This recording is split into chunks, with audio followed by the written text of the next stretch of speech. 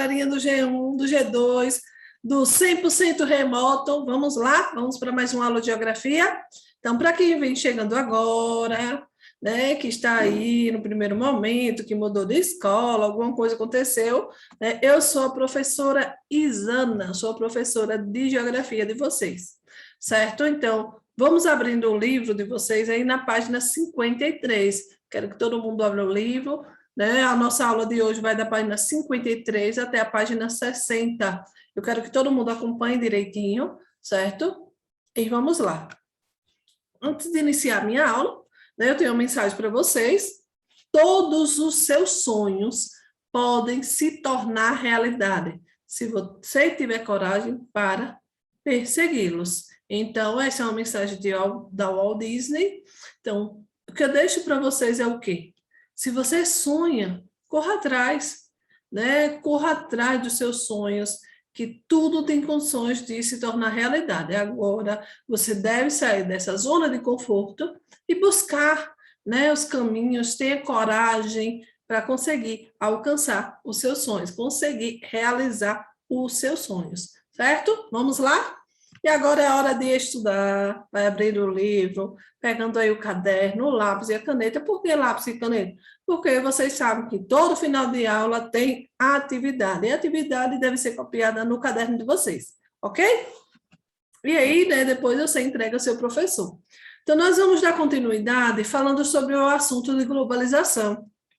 Lembra da aula anterior, falando sobre globalização, né, esse acelerado, né, avanço aí dos meios de comunicação, a internet, e aí nós vamos dar continuidade à globalização da cultura. Então, os meios de comunicação, como cinema e internet, ajudam a difundir a cultura ocidental, que se impõe em países e sociedades com diferentes costumes, valores e crenças, promovendo muitas vezes uma uniformização cultural, em que os valores predominantes se sobrepõem às culturas locais. Os Estados Unidos dominam a produção da cultura de massa no mundo. Os filmes de Hollywood, por exemplo, são produzidos no mercado mundial, visando um público mais amplo possível, mais amplo possível. As produções estadunidenses lideram o faturamento do mercado cinematográfico. As séries e os sitcoms, comédias de costumes, produzidas nos Estados Unidos e exibidas nas redes de televisão de diversas partes do mundo, retratam a vida e valores estadunidenses. Esses produtos culturais são exportados e assistidos por milhões de telespectadores, disseminando valores, hábitos e traços culturais que vão sendo assimilados pelo público estrangeiro ao longo do tempo. Então, outro exemplo de exportação dos produtos culturais são os espetáculos teatrais de Broadway, em Nova York, avenida da qual se encontram vários teatros famosos por sua apresentação musical, que são produzidos em diferentes cidades do mundo. Então, aqui, o que esse texto ele passa para a gente? Né? Ele passa para a gente que os meios de comunicação, né, vêm acelerando aí a produção cultural em massa no mundo. Então, aí nós temos o cinema, a internet, que ajuda, sim, né, a difundir, né, a propagar essa cultura no mundo todo. E o que é gravado, por exemplo, num país, um exemplo, ele coloca aí como os Estados Unidos, as produções realizadas nos Estados Unidos acabam, sim, né, impondo aí alguns valores, alguns costumes, algumas crenças, e promovendo muitas vezes essa uniformização cultural. E acaba que vai se sobrepor às culturas locais. Então, tem esse ponto aí, né? Estados Unidos sempre domina a produção cultural de massa no mundo, e os filmes são exemplos no mercado mundial, ok? A indústria cultural. O filósofo Theodor Adorno apontou que a expansão da produção industrial, somada ao crescimento da produção cultural e da propaganda, estaria vinculada à criação da indústria cultural, cuja principal estratégia seria o desenvolvimento, né, desenvolver e difundir por meio da televisão, rádio, cinema, arte, livros e revistas, propagandas, um estilo de vida consumista, além de formar padrões culturais ligados aos hábitos e costumes. Então, ele falou, né, o filósofo falou que essa expansão da produção industrial, acoplada com essa produção cultural, vai expandir na população o quê? o desejo de comprar, né? Que as pessoas vivam, né, consumindo. O que é que acontece nos dias, né, no nosso dia a dia? A televisão, o rádio, né, o cinema, ele sempre vem trazendo propaganda, né? Várias e várias, várias e várias propagandas. E a propaganda chama a atenção de todos nós, né? Quando nós observamos uma propaganda, a gente fica assim, eu não preciso disso aqui, mas eu queria. Olha, esse daqui é bonito, eu não tenho, então eu vou comprar, né? E fica chamando a atenção para que as pessoas comprem. Então, todos esses entretenimentos acabam, sim, influenciando na vida das pessoas, no padrão cultural das pessoas e acaba, sim, mudando aí o hábito e costume das pessoas e acaba que influenciando que as pessoas tenham um estilo de vida consumista. E aí, por quê? A indústria cultural, né, por meio da propaganda, estimula esse desejo de consumir. Então, o desejo é de consumir aqueles artigos que estão na moda, a roupa que está na moda, o sapato que está na moda, né, aquele produto que está na moda. Então, acaba se tornando o quê? Obsoleto. Então, você não tem nem tanta necessidade, mas você quer comprar, porque passou a propaganda que chamou a atenção e quer comprar. Então, a indústria cultural tem esse ponto aí negativo, que vai sim mudando um pouco o estilo de vida, né, das pessoas e vai introduzindo esse estilo consumista. Então, o multiculturalismo, né? Então, essa convivência entre os povos com identidades culturais distintas, em um mesmo território, país, região, né? Sem que algumas delas predominem sobre as outras. As identidades culturais são constituídas por diversas simbologias, referências e experiências, o que permite criar um sentimento de pertencimento do indivíduo de determinado povo. Elas podem estar relacionadas a aspectos e valores religiosos, étnicos, territoriais, linguísticos. Então, essa convivência entre os povos de diversas culturas, né, diversas religiões, diversos modos de vida, acaba se influenciando o padrão, né, acaba influenciando os indivíduos e muita gente acaba permitindo aí esse pertencimento, né, de determinado povo. Esse intenso desenvolvimento, né, dos meios de comunicação e de transporte, a rapidez da circulação de informação, o aumento das trocas comerciais entre países e as demais características da economia globalizada vem permitindo uma maior conexão entre diversas identidades culturais presentes no mundo. Então, hoje nós estamos no Brasil, mas a gente pesquisa na internet a cultura das pessoas que moram no Canadá, a cultura das pessoas que moram nos Estados Unidos e assim sucessivamente, né? Nós vamos conhecendo e tendo essa conexão do mundo. Aqui nós temos uma imagem de pessoas participando do encontro cultural popular, né? Realizado em Buenos Aires.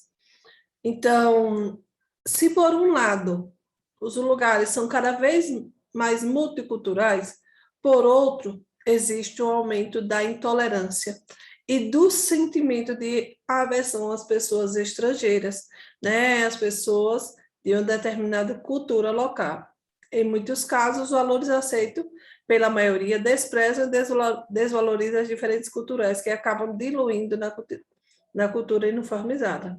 Então, vejam só, de um lado existe, né, toda essa questão de multiculturalismo e existe também um aumento da intolerância, né? Essa intolerância, esse sentimento de aversão nos países, no exterior, né? Os países, esse sentimento é chamado de xenofobia, é o sentimento de aversão a pessoas que vêm do estrangeiro e acabam desvalorizando a cultura, acabam desprezando, né, alguns hábitos, alguns costumes, e acabam não aceitando, né, as diferenças. Mas aceitar as diferenças e valorizar as culturas e modo de vida diversas é uma maneira de perceber que não existe um modo correto e único de viver. cultivar a diversidade é um modo de ressaltar, né, a convivência pacífica de se contrapor à uniformização da cultura na globalização. Então, aceitar essa diferença é saber que não existe ninguém perfeito, é saber que não existe nenhum modo correto. É o único modo de viver e todos nós devemos aceitar e valorizar essa diversidade cultural existente no mundo todo. Informação em tempo real. É o que a internet traz para a gente, né? Então, hoje é possível ter acesso a essas informações pela televisão, pela internet em tempo real. Acontecimentos que ocorrem em qualquer lugar do mundo são transmitidos simultaneamente para as mais diversas partes do planeta. Então, um fato que ocorre na China ou na Quênia, por exemplo, pode ser conhecido no Brasil, na Mongólia, praticamente no momento em que ele acontece. Antigamente, as pessoas se comunicavam em tempo real? Não. Antigamente, as pessoas se comunicavam por cartas. A carta demorava 2, 3, 4, 5, 6 meses, dependendo da localização. E hoje não. Hoje você tem um amigo que mora nos Estados Unidos, você conversa com ele pelo WhatsApp em tempo real. Hoje você tem um amigo que mora em São Paulo, conversa rapidinho pelo WhatsApp, com acesso à internet, pelas redes sociais, manda mensagem, faz uma ligação. E antes, para fazer uma comunicação era por meio de carta. Carta demorava muito tempo para chegar, né? Então, assim, hoje nós temos essa evolução. Como consequência desse imediatismo, entre a ocorrência dos fatos e a divulgação, temos a sensação de viver em um mundo que acontece no rádio ou na tela de nosso aparelho de televisão, do tablet, do smartphone ou no computador. No entanto, embora atualmente a informação tenha um papel central no cotidiano das pessoas, existem desigualdades no acesso aos meios de comunicação. Então, nem todo mundo tem acesso aos meios de comunicação, nem todo mundo tem acesso à internet, nem todo mundo tem um smartphone, nem todo mundo tem um tablet, nem todo mundo tem um computador, né? Hoje nós temos uma boa parte das pessoas que tem televisão, mas smartphone, tablet, computador, nem todo mundo tem. E outra, nem todo mundo tem internet para ter essa informação em tempo real, certo? Então, nós temos muita desigualdade no acesso a esses meios de informação. O mundo digital e as redes sociais. Então, cada vez mais pessoas acessam a internet para fazer pesquisa, ler notícias, compartilhar ideias, interesses em comuns, mensagem e até fatos da sua vida pessoal. Tudo de graça ao desenvolvimento e à difusão da tecnologia de informação e comunicação. Então, hoje, o professor passa lá na aula um trabalho. E aí diz assim, olha, pesquisei na internet, o que é que o aluno vai lá fazer? Coloca lá, trabalho sobre o mundo digital. Aí sai lá, né? Um monte de pesquisa e o aluno, na maioria das vezes, aquele aluno que não quer aprender muita coisa, ele vai lá, copia e cola e imprime e entrega para o professor, nem faz a leitura. Tem alguns aspectos negativos nesse mundo digital, porque essa facilidade acabou com que as pessoas se tornem preguiçosas, não querer ler, não querer pesquisar. Então, no meu tempo, para fazer um trabalho, você tinha que ir na biblioteca, quando eu, né, era garotinha, estudava, então eu tinha que ir na biblioteca, e eu tinha que ir na biblioteca, pegar os livros, folhear os livros e pesquisar no livro aquele assunto. Hoje o aluno tem tudo pronto, tem tudo nas mãos e não sabe valorizar, então acaba não querendo fazer a pesquisa da maneira que é correta, que ela deve ser realizada. Então, tem que ter, nesse meio termo, tem que entender que o mundo digital veio para facilitar a vida de todos vocês, todos nós, né? Mas nós devemos saber, né, e entender, ver o que é bom, o que é ruim para a minha vida, o que é melhor, certo? O que é pior para a minha vida. Então, nós percebemos que por meio das redes sociais existem também muitos movimentos, né? Muitos grupos que se organizam, muitos grupos que se organizam para reivindicar, né? Para buscar seus direitos, para se manifestar, né? Também tem esses pontos também que é importante, né? Em junho de 2013, um movimento que reivindicava a diminuição das tarifas do transporte público em São Paulo ganhou adesão de milhares de pessoas, principalmente por meio de divulgação feita em tempo real na internet. Então, os protestos acabam se espalhando rapidamente, né, por várias cidades, do país ganham repercussão internacional e passam a ser debates de temas diversos, como os gastos públicos, a qualidade do serviço público e a corrupção, entre outros. Então, as manifestações são interessantes, são importantes acontecer, né, porque as pessoas estão indo para a rua em busca de melhorias. E as redes sociais vêm facilitando bastante, né, essa articulação para fazer as manifestações.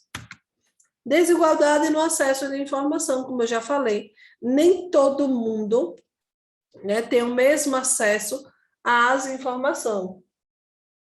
Nem todo mundo tem o mesmo acesso à informação.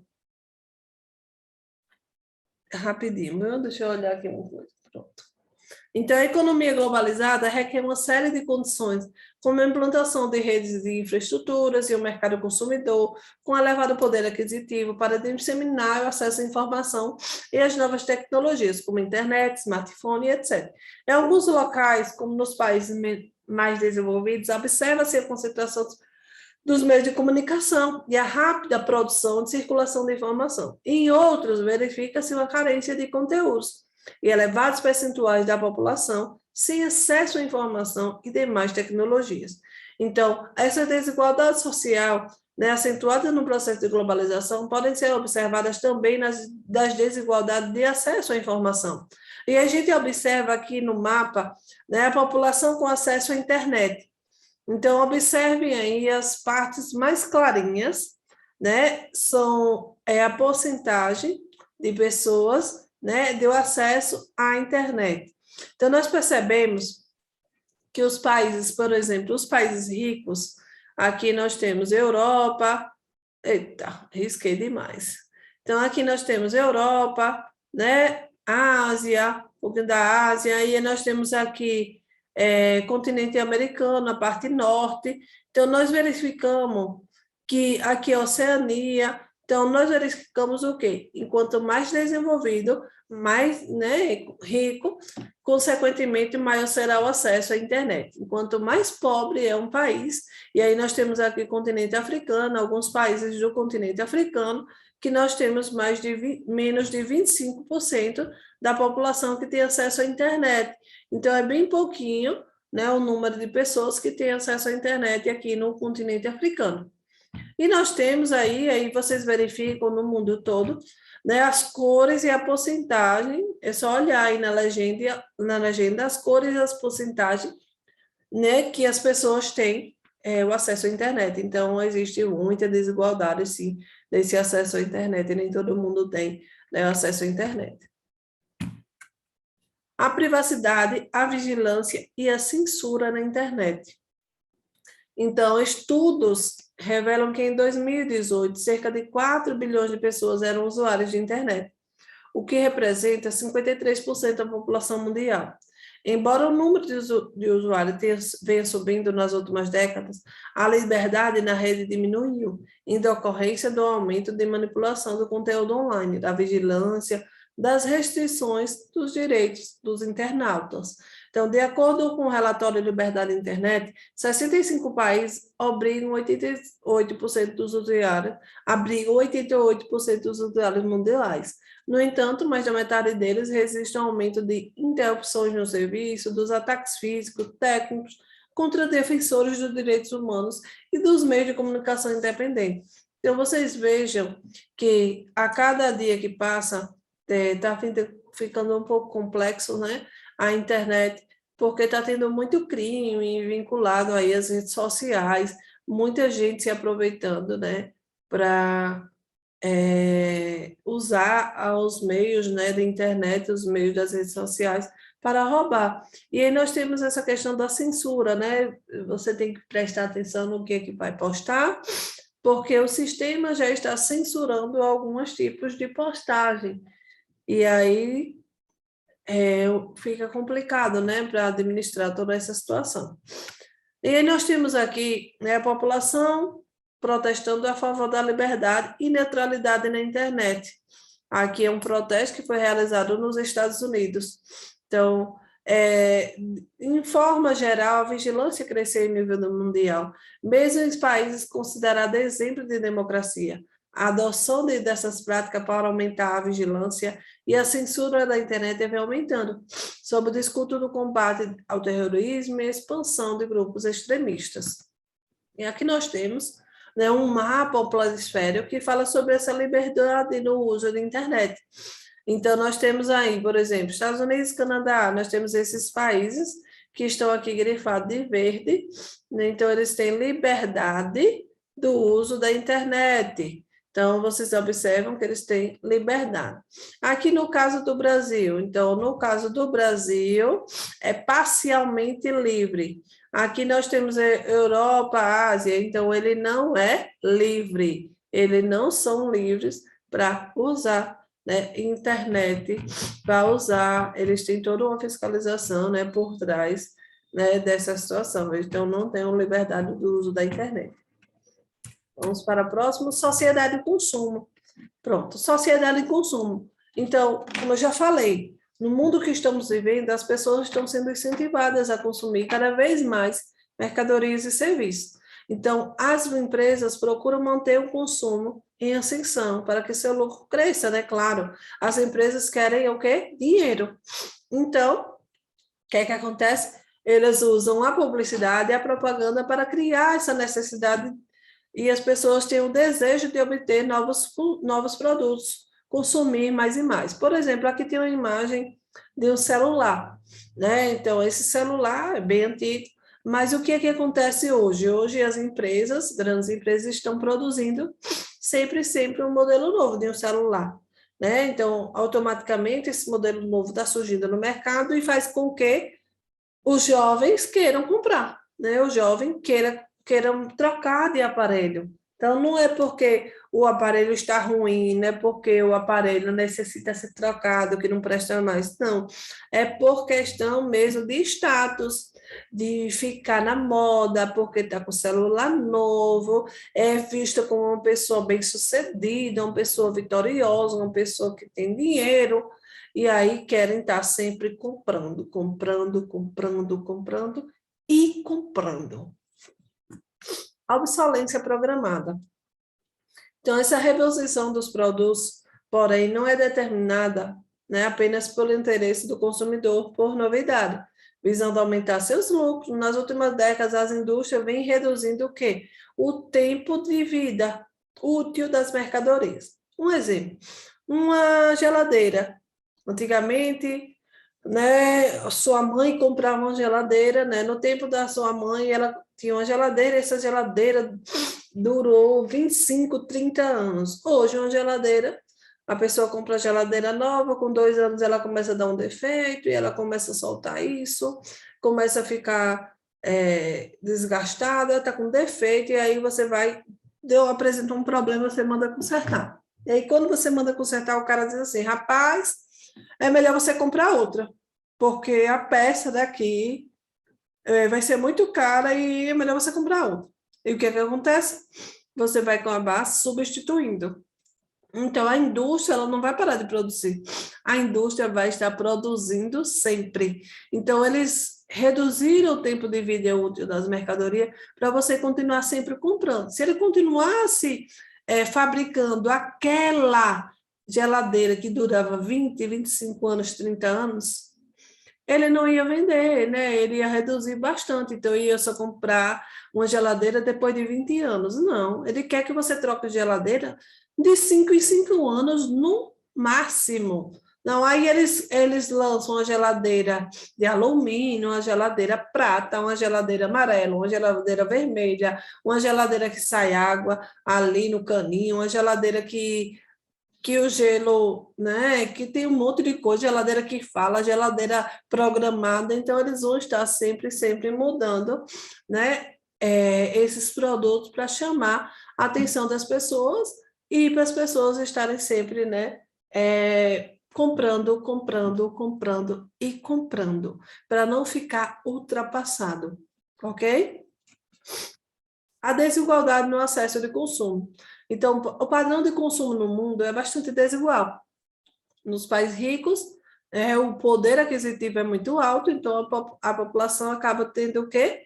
né, um padrão maior, né, os produtos mais sofisticados, né, mercados de luxo, então tem um crescimento bastante. Nos países onde nós temos um nível maior, e aí nós temos o quê? A desigualdade, né, social, onde centenas de milhões de pessoas acabam sendo privadas de bens de consumos básicos que lhe garantam a sobrevivência digna. Então, países ricos é diferente dos países pobres, né? Então, a população vai ter uma menor, né, qualidade desses produtos e não vai ter verdade, não vai ter nem condições de estar comprando esses produtos, ok?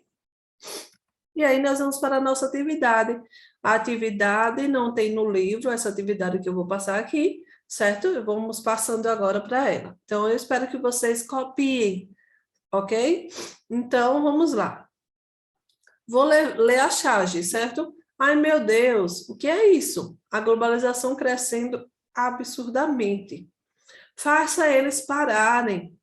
É impossível. E aí vocês observam o surgimento de várias marcas, de McDonald's, Google e tal. E aí o cara grita, ah! Como que é um pedido de socorro, né? E aí nós temos aqui a sinal alternativa que indica a característica da globalização representada pela tirinha. A. Mercantilização da economia. B. Formação de acordos econômicos. C. Carteirização. D. Expansão de empresas globais. E E. Censura dos meios publicitários. Essa é bem fácil, né? Eu já falei até, já dei uma dica quando eu estava fazendo a leitura da charge. Então, a resposta é expansão das empresas globais. E aí vocês observam, né, que no globo ele mostra McDonald's, Google, o surgimento das empresas. E ele fala que a globalização vem crescendo absurdamente. E aí vocês observam a Coca-Cola, Playboy, Intel, então, Yahoo, alguns produtos e alguns aplicativos aí que são conhecidos. Terceira questão, ou segunda questão. Terceira do plural. Essa é uma música Engenheiros do Havaí. Vou ler para vocês. Corrida para vender cigarro. Cigarro para vender remédio. Remédio para curar a tosse. Tossir, cuspir, jogar para fora. Corrida para vender os carros. Pneu, cerveja e gasolina. Cabeça para usar boné. E professar a fé de quem patrocina. Eles querem te vender, eles querem te comprar. Querem te matar a sede, eles querem te sedar. Corrida contra o relógio, silicone contra a gravidade. Dedo no gatilho, velocidade. Quem mente antes diz a verdade. Satisfação garantida, obsolência programada, eles ganham a corrida antes mesmo da largada. E aí nós temos aqui a questão, os diferentes modelos produtivos de cada momento do sistema capitalista sempre foram o resultado da busca por caminhos para manter o crescimento da produção e do consumo. A crítica ao sistema econômico presente na letra da canção está relacionada à seguinte estratégia própria do atual modelo produtivo toyotista. A. Aceleração do ciclo de renovação de produtos. B. Imposição do tempo da realização das tarefas fabris. C. Restrição do crédito rápido para o consumo de mercadorias. D. Padronização da produção de bens industriais de alta tecnologia. Então, vocês observam aí que ele fala sobre os momentos, né, do sistema capitalista, os caminhos para manter esse crescimento, que é o quê? A aceleração do ciclo, da renovação dos produtos. Então, a cada dia que passa, eles estão surgindo novos produtos, lembra que eu falei? Novos modelos, com novos aplicativos.